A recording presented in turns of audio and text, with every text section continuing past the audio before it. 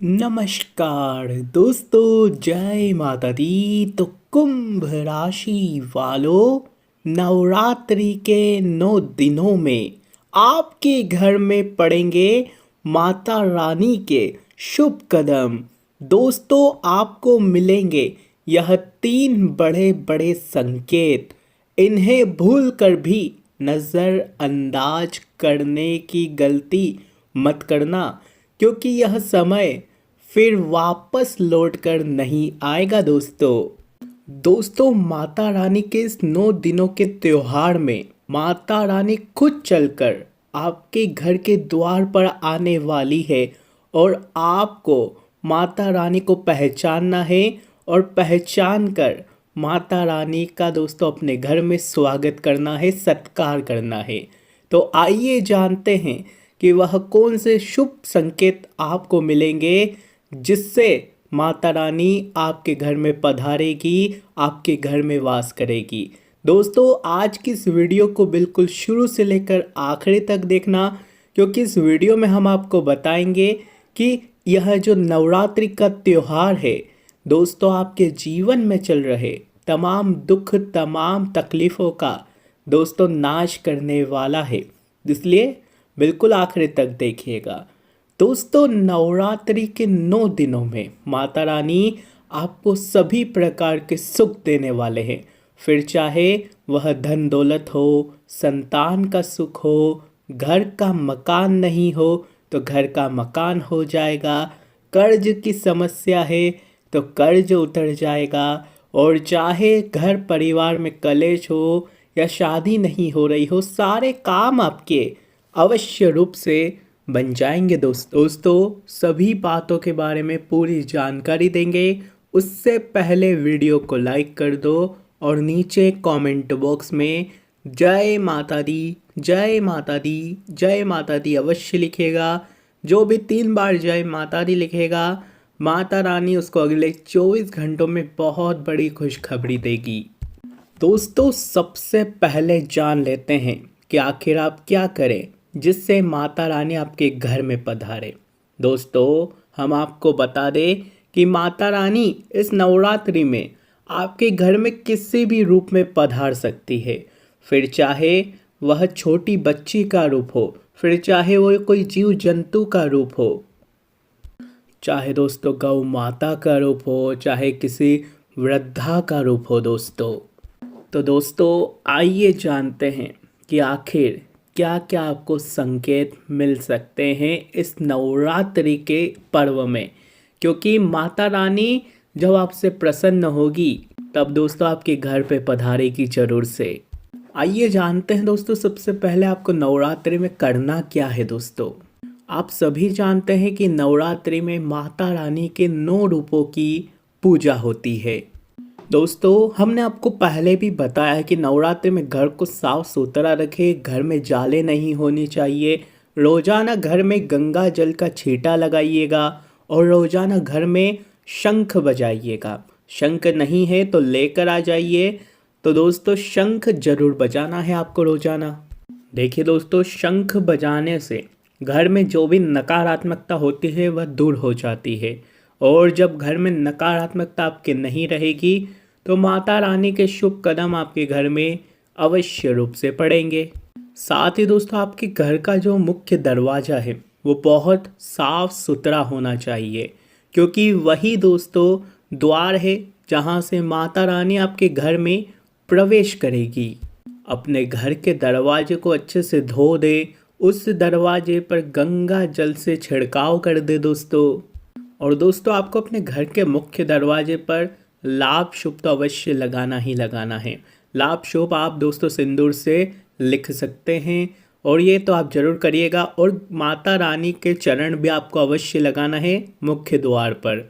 माता रानी के चरण या तो आप अपने हाथों से कुमकुम से बना दें, या चाहे तो आप बाज़ार में स्टिकर आते हैं तो वो भी आप जरूर लगाएं।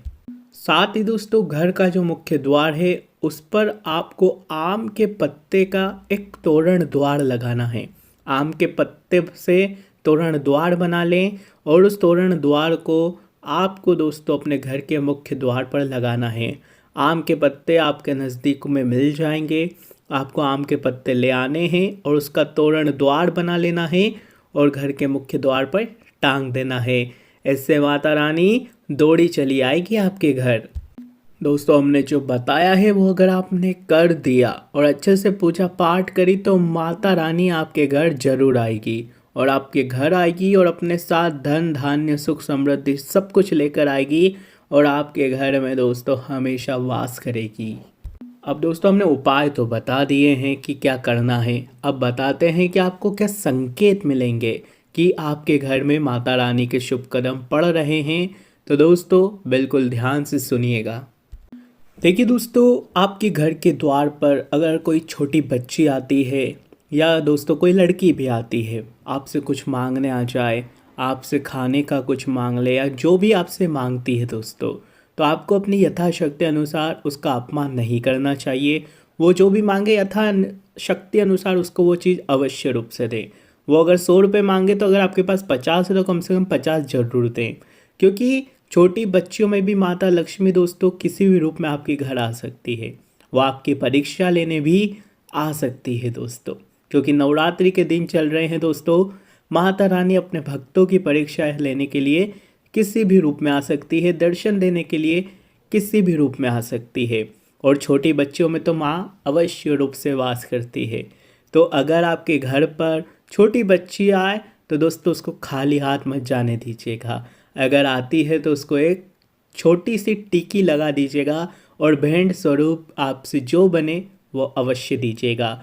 साथ ही अगर आप कहीं रास्ते में जा रहे हो, कोई बच्ची आपको रोक दे, कोई कुछ चीज़ आपको दे या कुछ चीज़ आपसे मांगे तो अवश्य रूप से उसकी मदद करिएगा, उसको नाराज़ मत करिएगा।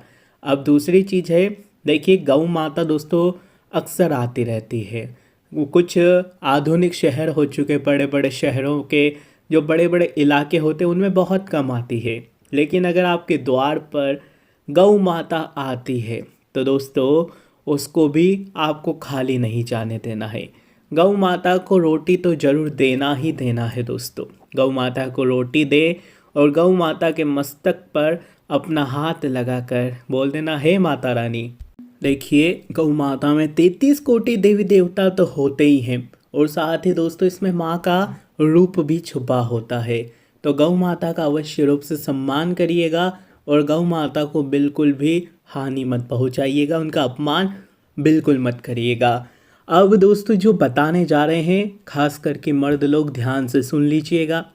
देखिए, माता रानी का त्यौहार है। अपने घर की स्त्रियों का, घर की बेटियों का बिल्कुल भी 9 दिनों तक अपमान मत करिएगा। वैसे तो पूरी ज़िंदगी नहीं करना चाहिए, लेकिन तू मैं कभी कभी हो जाती है। ज़रूरी नहीं कि हमेशा अच्छा ही होता है, कभी कभी लड़ाई झगड़े चलते रहते हैं, कुछ ना कुछ बोलने में आ जाता है। लेकिन 9 दिनों तक अपने घर की स्त्री का, अपनी घर की बेटियों का सम्मान करिएगा, उनको खुश रखिएगा, क्योंकि माता रानी आपकी घर की बहन बेटी, घर की स्त्री, घर की बहू में भी अवश्य रूप से दोस्तों आपके घर में पधार सकती है, क्योंकि यह माता रानी है दोस्तों। वह किसी भी रूप में आपके घर में हो सकती है, आपके घर की स्त्री के रूप में भी हो सकती है। इसलिए कोशिश करिएगा कि 9 दिनों तक घर में खुशी भरा माहौल अवश्य रूप से रहना चाहिए। साथ ही 9 दिनों में अगर आपके घर में कोई जानवर घुस के आ जाए, कोई सा भी जानवर हो, सांप हो, छिपकली हो, कोई सा भी जानवर क्यों ना हो, तो दोस्तों उसको क्षति मत पहुंचाइएगा। एक बात का ध्यान रख लीजिएगा, उसको क्षति बिल्कुल भी ना पहुंचाए, क्योंकि ये माता रानी का भी कोई संकेत हो सकता है। माता रानी जब प्रसन्न होती है तो अपने भक्तों को दर्शन देने के लिए किसी भी रूप में आ सकती है। जब आपके घर में अगर कोई जानवर आ जाए तो उससे हाथ जोड़कर दोस्तों जो भी मांगना है मांग लेना, आपको वह सब कुछ मिल जाएगा जो मांगोगे। बस इतना ध्यान रख लेना कि कोई भी उनको दोस्तों क्षति ना पहुंचाए।